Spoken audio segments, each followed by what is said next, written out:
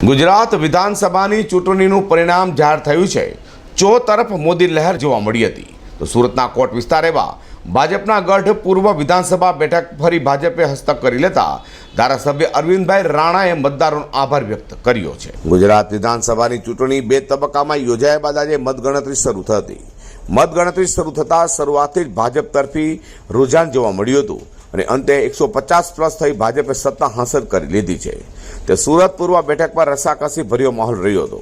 મુસ્લિમ બહુમતી અને ત્યારબાદ રાણા મતદારોની સંખ્યાવાળી સુરત પૂર્વ વિધાનસભા બેઠક ભાજપે સાચવી રાખી હોય તેમ ધારાસભ્ય અરવિંદ રાણા બીજી વખત જીતી જવા પામ્યા છે અને તેમણે ભાજપનો ગઢ સાચવી રાખ્યો છે। અરવિંદ રાણાએ મતદારો સાથે નરેન્દ્ર મોદી સહિત મોવડી મંડળ પણ આભાર વ્યક્ત કર્યો હતો।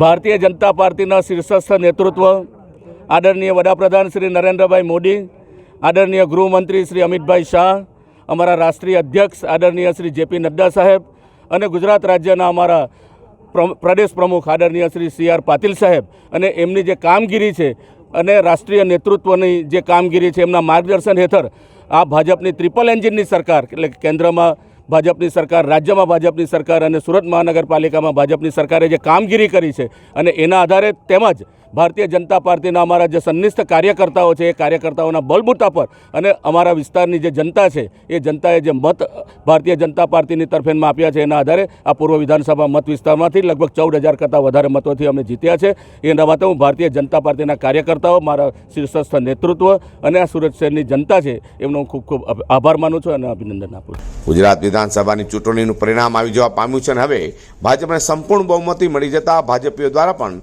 ખુશી વ્યક્ત કરી વિજયોત્સવ મનાવવામાં આવ્યો હતો। અઝર કુર્સી સાથે હર્ષદ સેઠા।